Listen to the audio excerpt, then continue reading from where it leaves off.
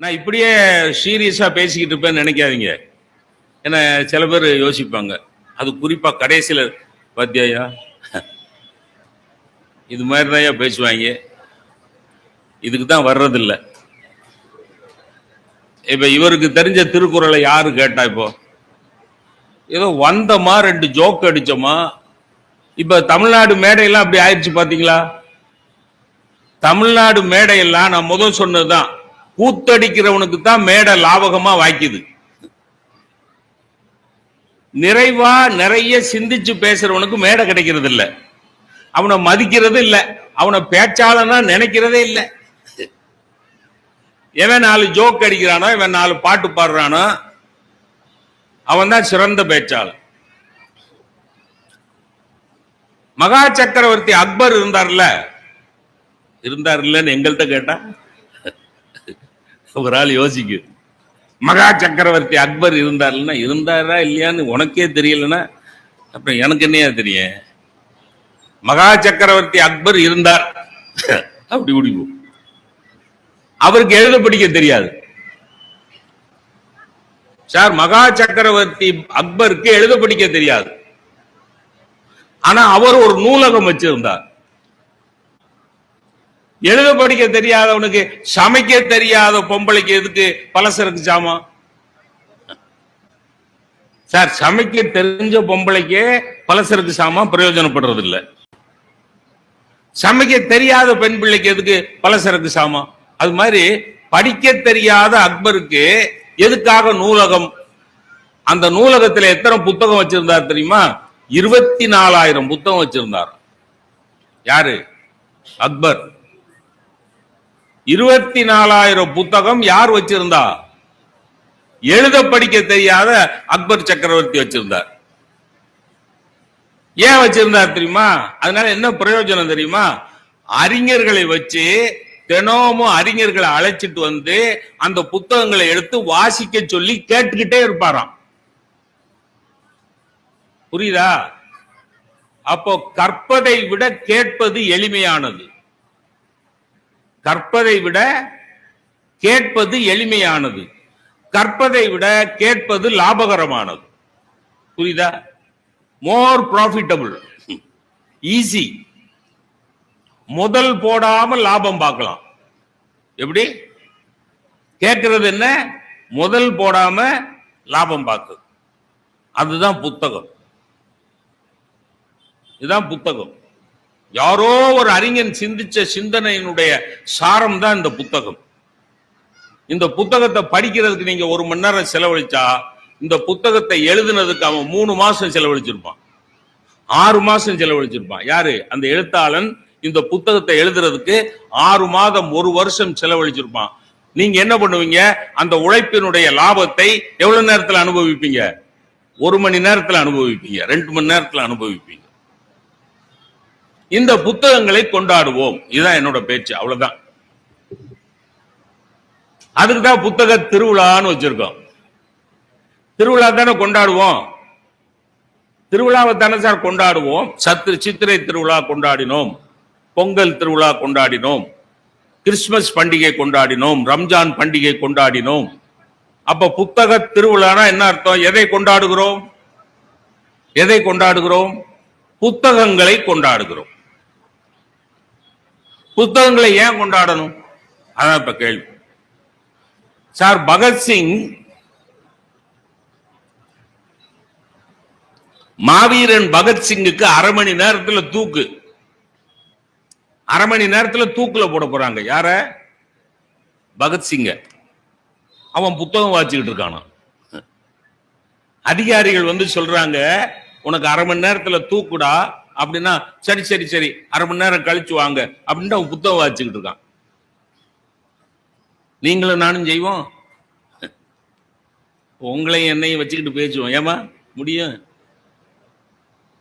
அந்த அம்மா, அந்த சகோதரி அப்படி சிரிக்கிறாங்க. இப்ப ஒரு கற்பனைக்கு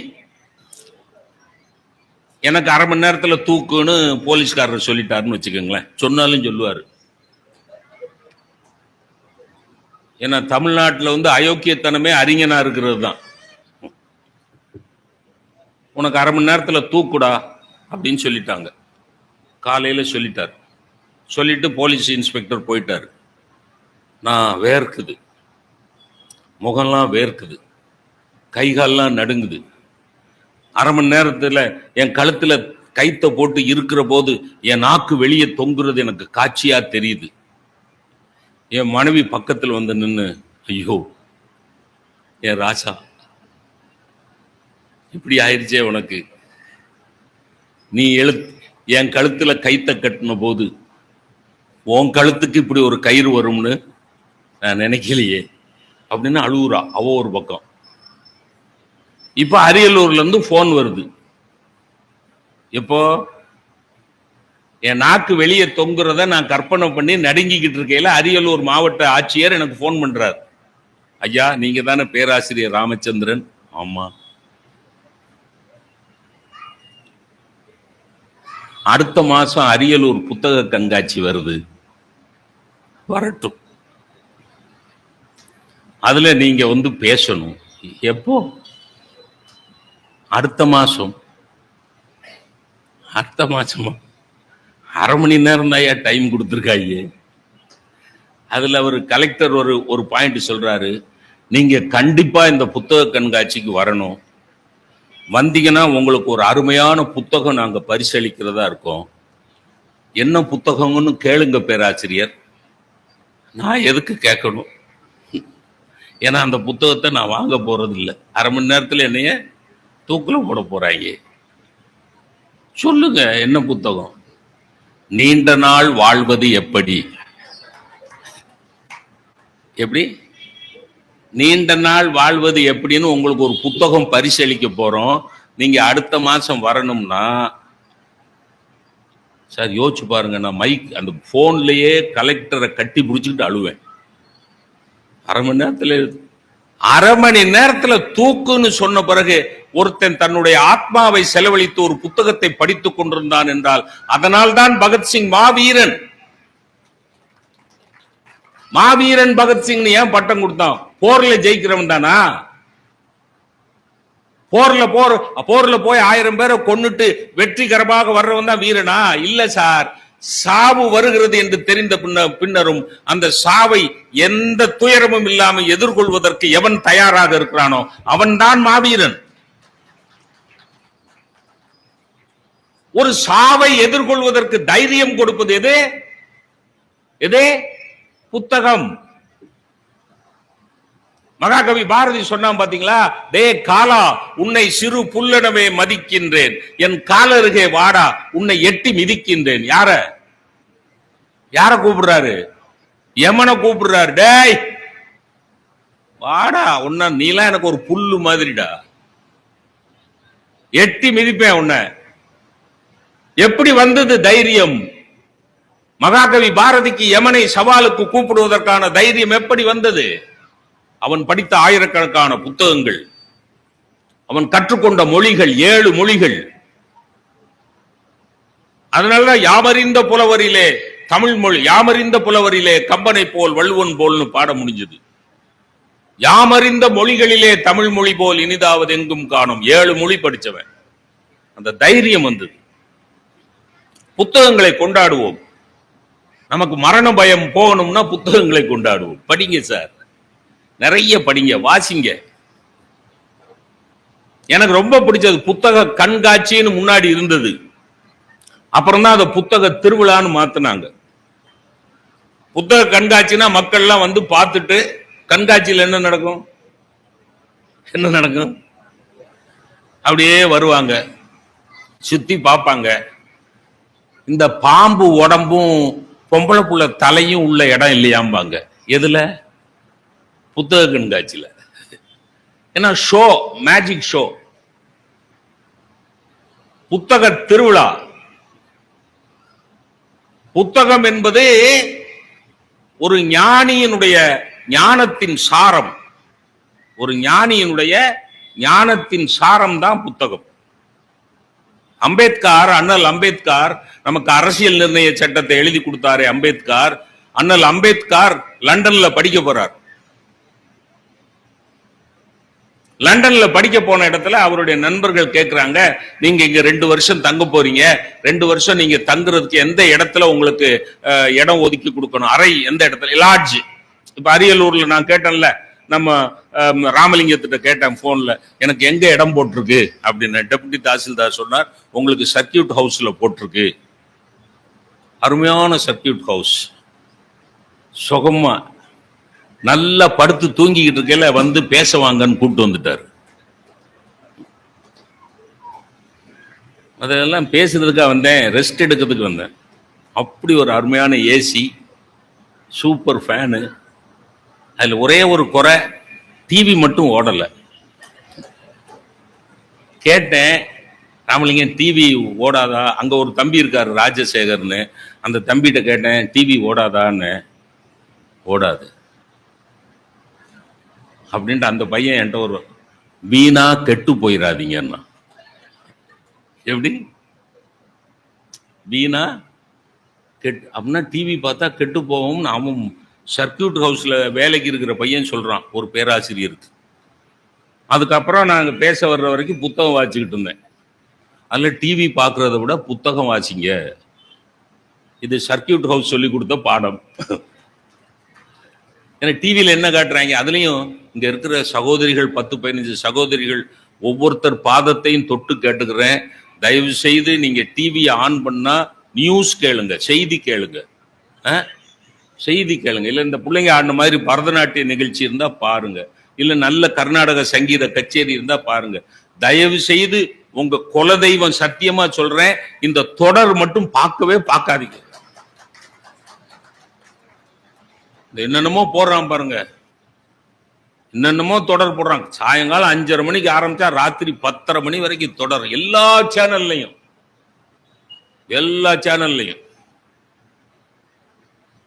அதுல என்ன தெரியுமா, எல்லா சேனல்ல வர்ற எல்லா தொடர்லையும் முக்கியமான கருத்து 4 தான் இருக்கும், 4 அல்லது 5 தான் கருப்பொருள், 5-6 கருப்பொருள் தான். என்ன தெரியுமா? 1, கல்யாணமான பொண்ணோட தாலியை எப்படி அறுக்கிறது. ஏற்கனவே அந்த பொண்ணு கல்யாணம் ஆயிடுச்சு, அந்த புள்ள கழுத்துல இருக்க தாலியை எப்படி அறுத்துட்டு அவன் மவனுக்கு வேற ஒரு பொண்ணை கட்டி வைக்கிறது. இது ஒரு கருத்து. 2வது கருத்து, அக்கா காதலிக்கிற பையனையே காதலிக்கிற தங்கச்சிய அக்காவே ஆள வச்சு அடிக்கிறது. நாட்டுக்கு எவ்வளவு தேவை இதெல்லாம். நான் ஒரு சீரியல் பார்த்தேன், அதுல ஒரு மாமியாருக்கு விஷம் கொடுக்கறதுக்காக மருமக தீர்மானம் பண்றான். இப்படி ஒரு பாட்டில் எடுத்துக்கிட்டா, அதுல விஷம்னு எழுதியிருக்கு. எதுல?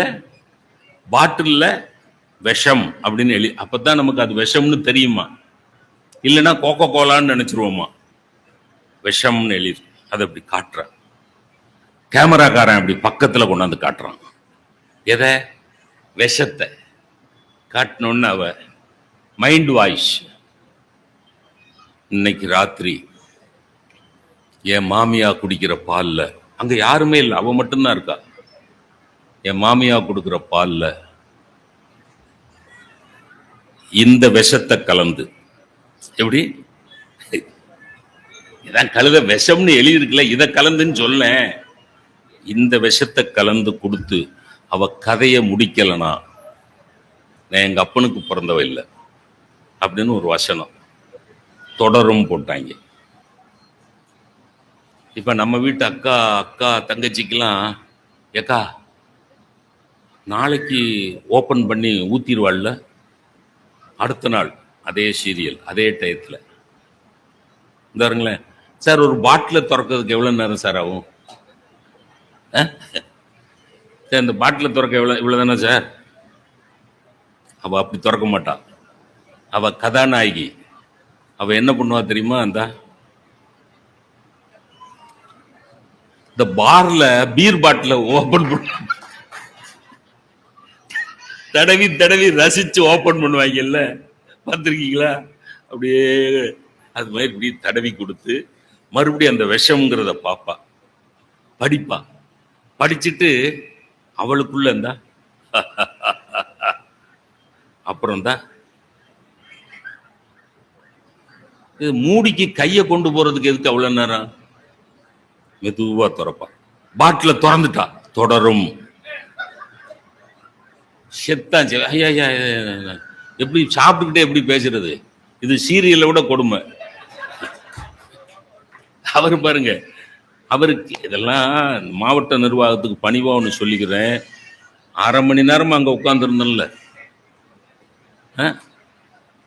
சார், அந்த டான்ஸ் ஆடையில் அங்கே தான் சார் உட்காந்துருந்தேன். அந்த தமிழ் பண்பாட்டு பேரவையை சார்ந்த நண்பர்கிட்ட கூட நான் ஒரு டீ கிடைக்குமான்னு கேட்டேன். அப்போல்லாம் கொண்டாந்து கொடுக்காம பேச ஆரம்பித்த பிறகு ஒரு கேக்கு முந்திரி பருப்புலாம் கொண்டாடுறாரு. இப்போ நான் என்ன பண்ணுறது? கேக்கை கடிச்சா பேச முடியாது, பேசுனா கேக்கை கடிக்க முடியாது. சரி, அதை விடுங்க. மெதுவாக துறப்பா தொடரணும்னு போட்டுருவாங்களா. அடுத்து பாலம் மெதுவாக ஊற்றுவா, சொட்டு சொட்டா விஷத்தை கலப்பா, தொடரும் போட்டுருவாங்க. புதன்கிழமை ஆச்சு, வியாழக்கிழமை ஆச்சு. அது என்னமோ அந்த வீட்டில் மட்டும் சமயக்கட்டு மாடியில் இருக்கு. எந்த வீட்லயா அப்படி இருக்குமா? எனக்கு தெரிய கிடையாது. சமயக்கட்டு மாடியில், சமயக்கட்டுல பால்ல விஷத்தை கலந்து அந்த படியில இறங்கி இறங்கி இறங்கி இறங்கி வருவா. இறங்கி வந்து மாமியா கிட்ட வந்து நிப்பா, தொடரும். கடைசி அந்த விஷங்கலந்த பாலை மாமியா கையில கொடுப்பா. மாமியா கையில வாங்கிடுவா. வாங்கிட்டு பாலாமா, யாரு மாமியா, பாலாமா மருமக மனசுக்குள்ள விஷமுடி. எப்படி மாமியார விஷம் அத்தைன்னு கூட சொல்ல மாட்டா, விஷமுடி, இன்னையோட உன் கதை முடிஞ்சதுடி அப்படின்னு சொன்னோன்ன மாமியா அந்த அந்த டம்ளரை தொடரும். இந்த வாய்க்கிட்ட கொண்டு போயில தொடரும்ன்றவாங்க. அதுல கூத்து என்னன்னா, அந்த வாய்க்கிட்ட கொண்டு போயில தொடரும்னு போட்ட நாள் சனிக்கிழமை. ஞாயிற்றுக்கிழமை ஒருத்திக்கு தூக்கம் கிடையாது.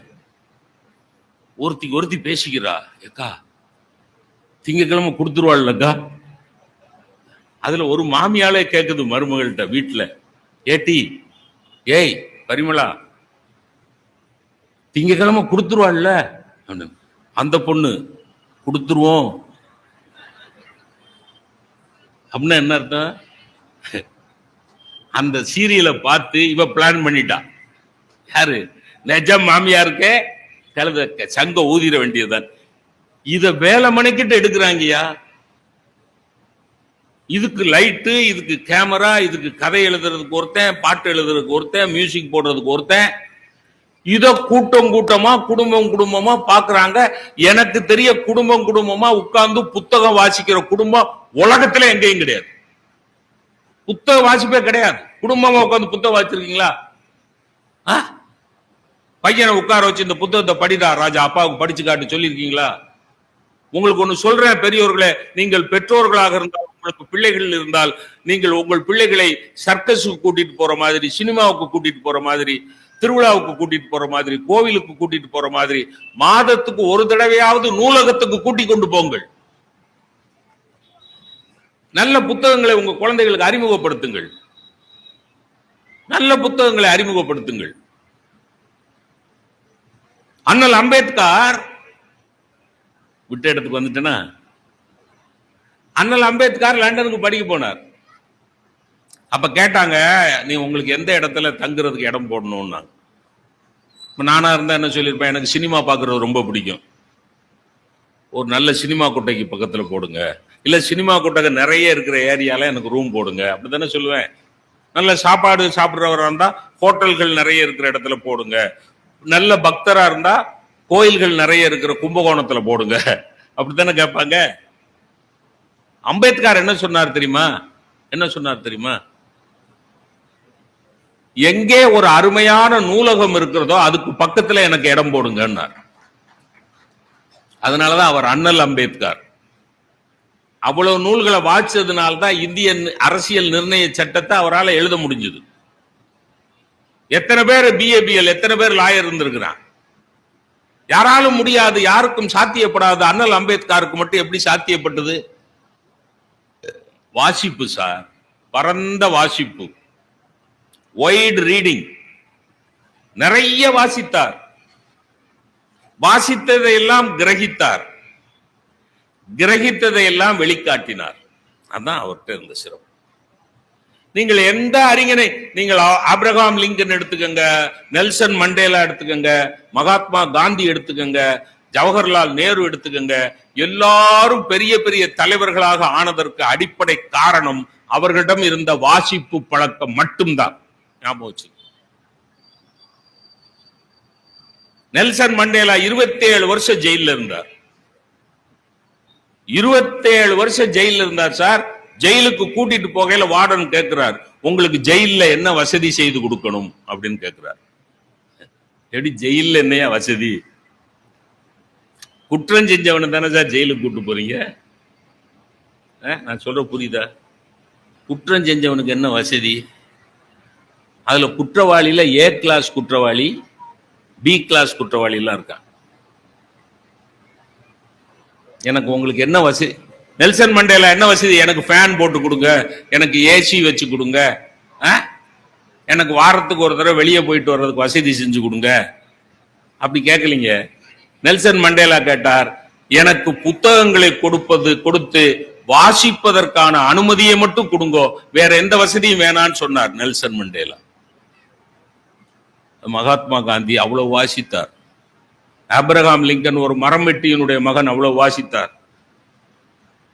நம்ம புத்தகம் வாசிக்கிற பழக்கமே கிடையாது. இப்ப நான்லாம் ஆசிரியனா இருந்தனே, 34 வருஷம் ஆசிரியனா இருந்தனே, வாசிக்கிற பழக்கமே பிள்ளைகள்கிட்ட இப்ப இல்ல. அதுவும் இந்த மொபைல் போன் வந்த பிறகு சுத்தமா வாசிக்கிற பழக்கம் இல்ல. எல்லாம் இ புக் ரீடிங் அப்படிங்கிறான், ஆன்லைன் ரீடிங் அப்படிங்கிறான். இந்த புத்தகத்தை தொட்டு வாசிக்கிற போது கிடைக்கிற சுகம் மொபைல்ல வாசிக்கிற போது கிடைக்காது. அது எழுதி வச்சுக்குங்க. எவ்வளவு புது மொபைலா இருந்தாலும் அதுல வாசம் வராது. ஆனா ஒரு புது புத்தகத்தை திறந்து அப்படி மோந்து பாருங்க, ஒரு வாசம் வரும். அது அறிவின் வாசம். அது அறிவின் வாசம். நீங்க புது புத்தகம் வாங்கி மோந்து பார்த்திருக்கீங்களா? சிலவர் வாங்கி மோந்து மட்டும் பார்ப்பான். புத்தகத்தை வாங்கி அடே ஆஹா வச்சுட்டு போயிருவான். மோந்து பார்த்துட்டு வாசிக்கணும் சார். நீங்க வாசிக்க வாசிக்க உங்களுடைய நகைச்சுவை உணர்வு வளரும். வாசிக்க வாசிக்க உங்களுடைய அறிவு திறன் வளரும். வாசிக்க வாசிக்க உங்களுடைய பிரச்சனைகளை சமாளிக்கிற ஆற்றல் வளரும். நீங்கள் வாசிக்க வாசிக்க நான் முதலில் சொன்னதை போல மரணம், நோய் ரெண்டையும் எதிர்கொள்ளுகிற ஆற்றல் கிடைக்கும். வாசிக்க வாசிக்க கிடைக்கும். பிரசன்ஸ் ஆஃப் மைண்ட், சமயோஜித புத்தி வரும். நல்ல நகைச்சுவை உணர்வு வரும். நல்ல நகைச்சுவை உணர்வு நிறைய வாசிங்க. வாழ்க்கையில நகைச்சுவை உணர்வு முக்கியமான ஒண்ணு. சில பேர் பார்த்திருக்கீங்களா? சில சபையில பார்த்திருக்கேன்.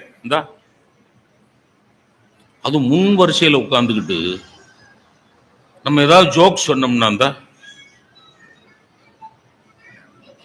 அவர் பெரிய அதிகாரியாம், இல்ல பெரிய பணக்காரராம், பெரிய செல்வந்தராம், தொழில் அதிபராம், சிரிச்சா அவருடைய கிரீடம் இறங்கிருமா. சிரிச்சா அவரோட கிரீடம் இறங்கிருமா. நல்லா சிரிங்க சார். வாய் விட்டு சிரிச்சா நோய் விட்டு போச்சுன்னு சொல்லியிருக்கான். நல்லா சிரிங்க. அதுக்கு என்ன காசா பணமா? அதுலயும் சிலவர் பார்த்திருக்கீங்களா? உலகத்திலே பெரிய ஜோக் பண்ண அடிச்சீங்கன்னா அப்படிமா. அதுக்கு அந்த பேர் சிரிக்காமலே இருந்திருக்கலாம். அப்படின்னா இதுக்கு பேர் சிரிப்பா? நல்லா சிரிங்க சார், மனசார சிரிங்க. NS கிருஷ்ணன் ஒரு பிச்சைக்காரர் வந்து வாசல்ல நிப்பார் பாருங்க. ஒரு ஜோக் பாருங்களேன், எப்படி சிந்திச்சிருக்கான் பாருங்க. NS கிருஷ்ணன் வீட்டுல உட்கார்ந்து இருப்பார். மதுரம் அடுக்கலையில வேலை பார்த்துட்டு இருப்பாங்க, டிஏ மதுரம். ஒரு பிச்சைக்காரர் வந்து அம்மா தாயேம்பார். வெளியே எட்டி பார்ப்பார் NSK கலைவாணர். உள்ள ஏய் மதுரம், ஒரு ராஜா வந்திருக்காரு பாரு. வந்து நிக்கிறது யாரு? பிச்சைக்காரன். ஒரு ராஜா வந்திருக்காரு பாரு. அந்த அம்மா வெளியே வந்து பார்த்தா என்னங்க பிச்சைக்காரர் நிக்கிறாரு ராஜாங்க. எல்லாரும் இந்நாட்டு மன்னர்னு சொல்றாங்கல்லடி. எவ்வளவு பெரிய விஷயம் சார் அது. எல்லாரும் இந்நாட்டு மன்னர்னு சொல்றீங்களடா, இந்த பிச்சைக்காரன் இந்த நாட்டுக்கு மன்னனா? இந்த பிச்சைக்காரனுக்கு என்னடா வசதி செஞ்சு கொடுத்துருக்கீங்க? அவனை பிச்சைக்கார நிலைமையில கொண்டு வந்து உட்கார வச்சுட்டு எல்லாரும் இந்நாட்டு மன்னர்னு சொல்றதுக்கு உங்களுக்கு எப்படிடா தெம்பும் திராணியும் வந்ததுன்னு ஒரு நகைச்சுவையில கேள்வி கேட்டார். யாரு? NS கிருஷ்ணன்.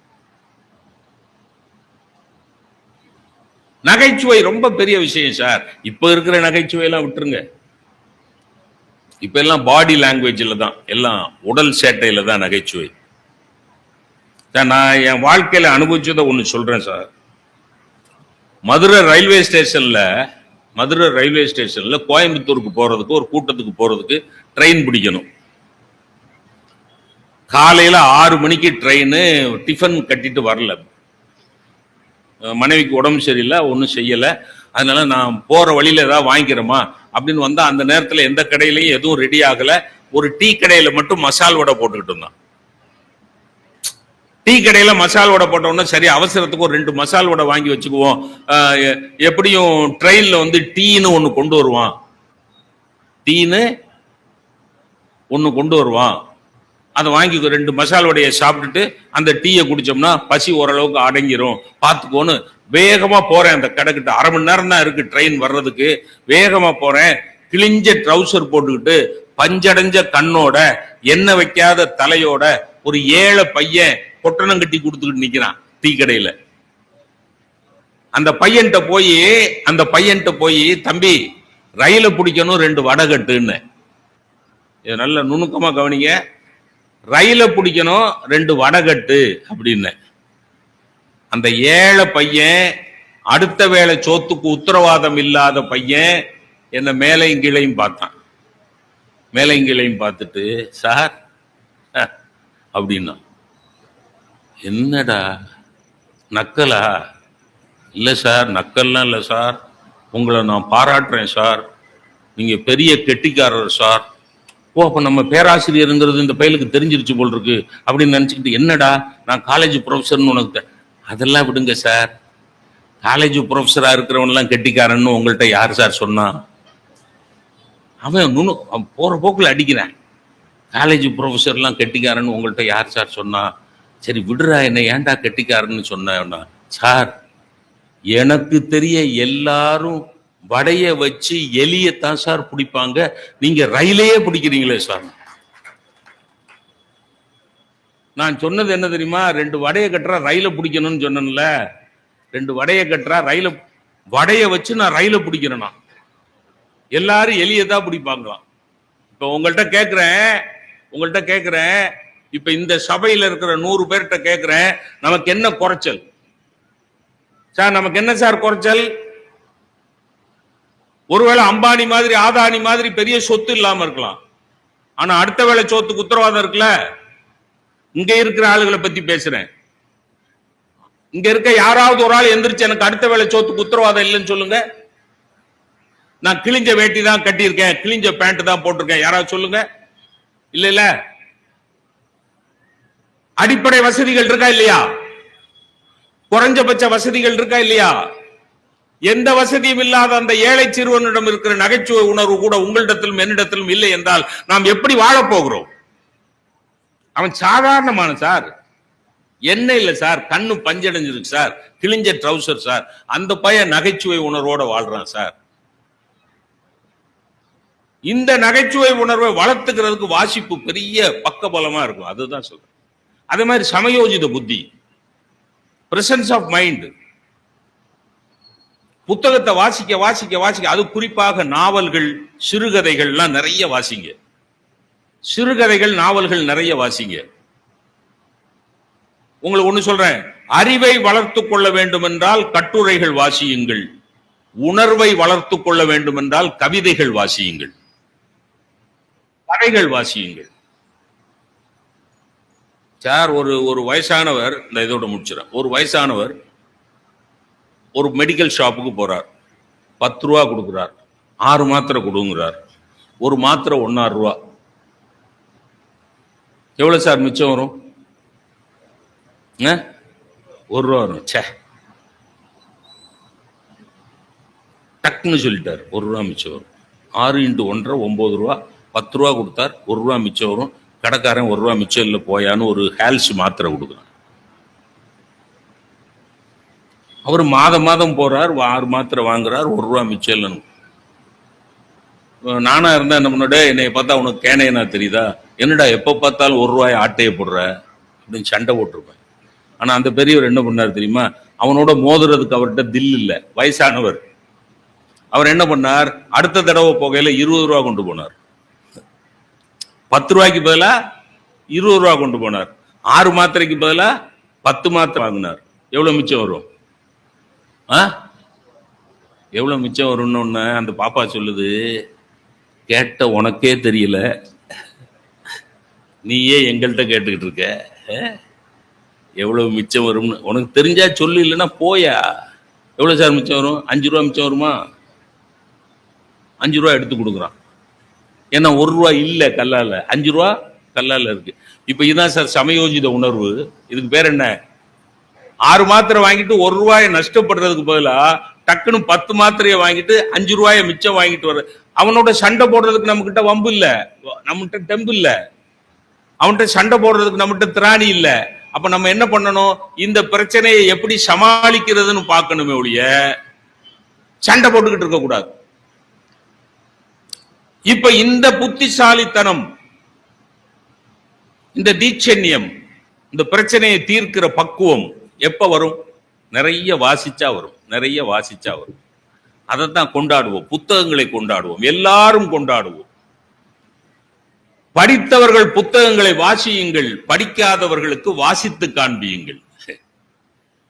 நீங்க நாட்டுக்கு செய்யற சேவையே இதுதான், வாசியுங்கள். படிக்க தெரியாதவர்களுக்கு வாசித்து காண்பியுங்கள். என் வகுப்புல ஒண்ணு நடந்து, அதை மட்டும் சொல்லி முடிச்சுடுறேன். பிரசன்ஸ் ஆஃப் மைண்டும் இந்த சென்ஸ் ஆஃப் ஹியூமரும் நிறைய உள்ள ஒரு பையன் இருந்தான். அவன் பேர் வந்து ரகுராமன்.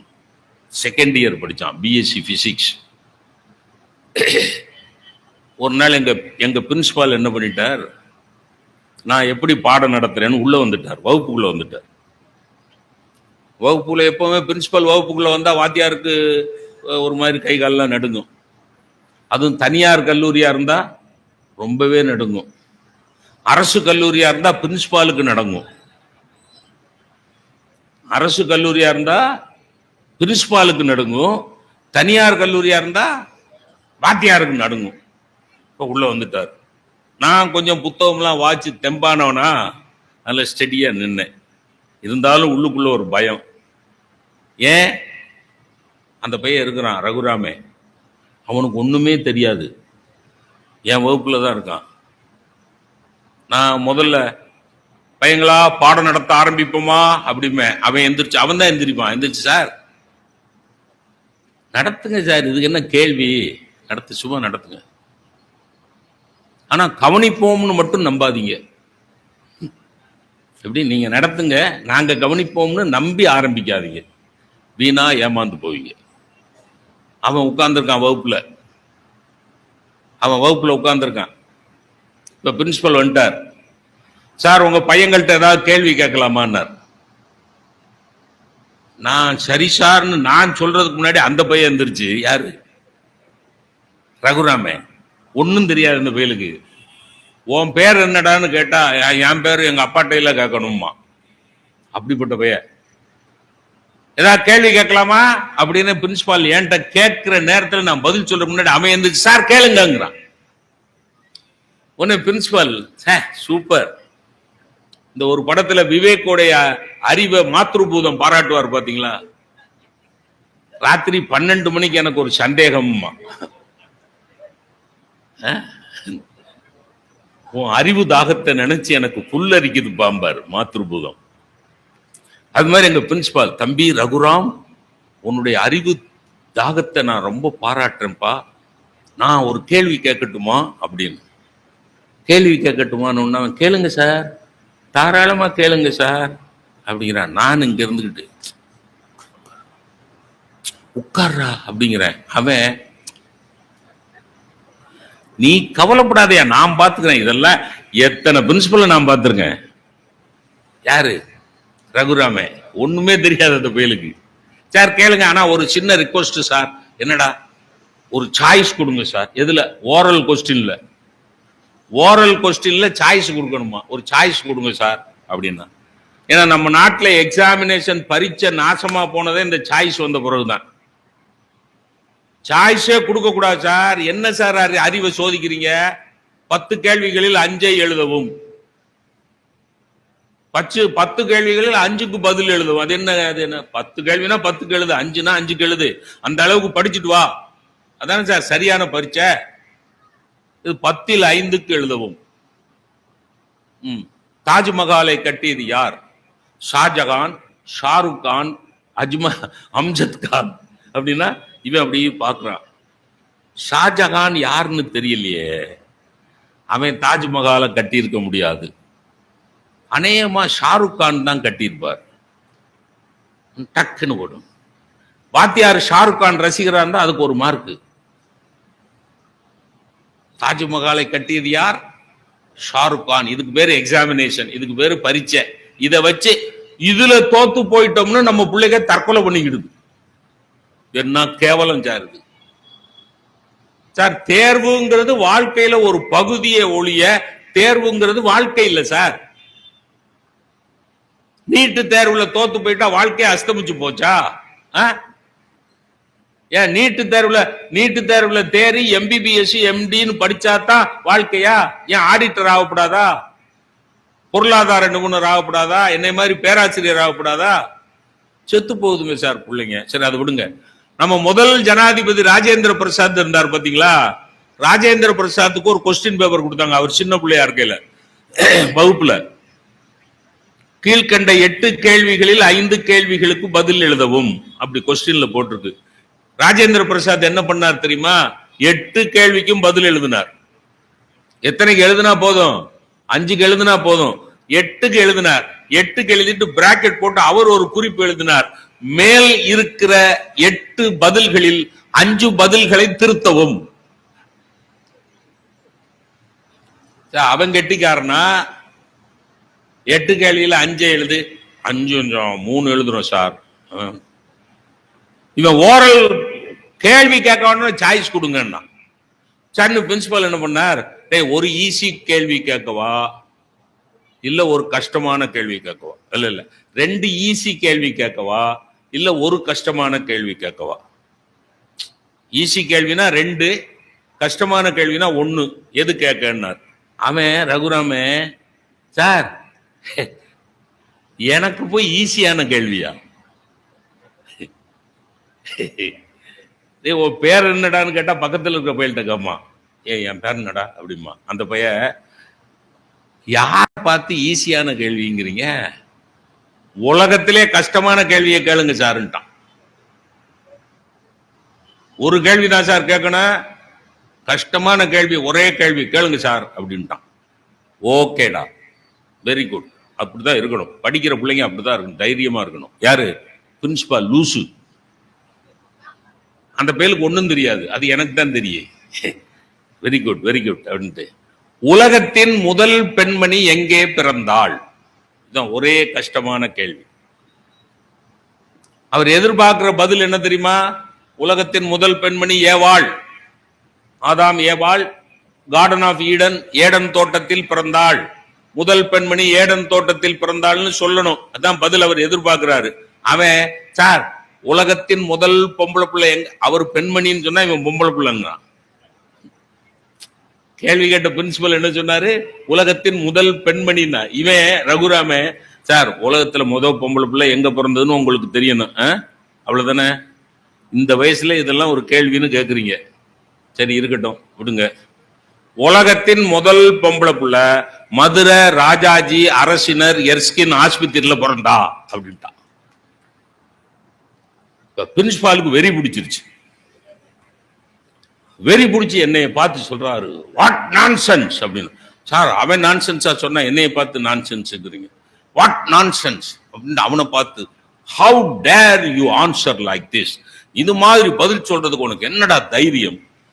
உலகத்துல முதல் பொம்பளை புள்ள ராஜாஜி மருத்துவமனையில பிறந்தான், உனக்கு எப்படி நாயே தெரியும் அப்படின்னாரு. இவ்வளவு கோபமா பேசுறாரு. மத்த பயிலெல்லாம் நடுங்கிருப்பான். உனக்கு எப்படிடா நாயே தெரியும்னாரு. அவன் கூல். எதுக்கு கத்துறீங்க சார்? எதுக்கு சார் 55 வயசுல எதுக்கு கத்துறீங்க?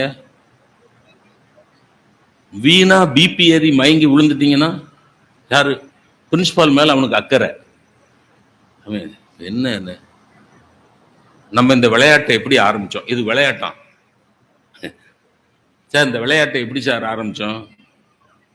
2 ஈஸியான கேள்வி, இல்லைன்னா ஒரு கஷ்டமான கேள்வி, அப்படித்தானே சார் ஆரம்பிச்சோம்? ஆமா. உலகத்துல முதல் பெண்மணி எங்க பிறந்தான்னு ஒரு கஷ்டமான கேள்வியை நீங்க கேட்டுட்டீங்க. ராஜாஜி மருத்துவமனைன்னு நான் பதில் சொல்லியாச்சு. ராஜாஜி மருத்துவமனையில தான் பிறந்தான்னு உனக்கு எப்படிடா தெரியும்னு இது என்ன 2வது கஷ்டமான கேள்வி? புரியுதா என்னன்னு? இவனும் வகுப்புல உட்கார்ந்துருக்கான். இப்ப நான் என்ன சொல்லி முடிக்க போறேன்னா, இந்த பையன்ட்ட நகைச்சுவை உணர்வு இருக்கா இல்லையா? இருக்கா இல்லையா? இருக்குல்ல? இருக்கு. சமயோஜித புத்தி இருக்கா இல்லையா? இருக்கு. அப்ப உலகத்துல நல்லபடியா வாழ்றதுக்கு, பிரச்சனைகளை தீர்த்துக்கிறதுக்கு 2 தேவையான குணங்கள் எது? ஒண்ணு சமயோஜிதம், இன்னொன்னு நகைச்சுவை. இந்த 2 இந்த பயல்கிட்ட இருக்கு. ஆனா இந்த பையன் இந்த 2ஐயும் தப்பா பயன்படுத்திக்கிட்டு இருக்கான். 2 திறமை இருக்கு இவன் கையில. ஆனா 2 திறமையையும் இவன் என்ன பண்ணிட்டு இருக்கான்? தப்பிதமா மிஸ்யூஸ் பண்றான், தப்பா பயன்படுத்திக்கிட்டு இருக்கான். இவனுடைய பேச்சினுடைய நிறைவு, நாம் புத்தகங்களை கொண்டாட தொடங்கினால் நம்மிடம் இருக்கிற நகைச்சுவையையும் நம்மிடம் இருக்கிற சமயோஜிதத்தையும் தவறாக பயன்படுத்த மாட்டோம், மிகச் சரியாக பயன்படுத்துவோம். மிகச் சரியாக பயன்படுத்த நம்முடைய வாழ்க்கை மிகச் சரியாக இருக்கும், மிகச் சரியாக இருக்கும், சரியாமல் இருக்கும். வாழ்க்கை சரியாக இருக்கும், வாழ்க்கை சரியாமல் இருக்கும். நம்முடைய வாழ்க்கை சரியாக இருப்பதற்கும் சரியாமல் இருப்பதற்கும் துணை செய்கிற இந்த புத்தகங்களை நாம் எல்லாரும் கொண்டாடுவோம் என்று கூறி வாய்ப்புக்கு நன்றி பாராட்டி விடைபெறுகிறேன். நன்றி, வணக்கம்.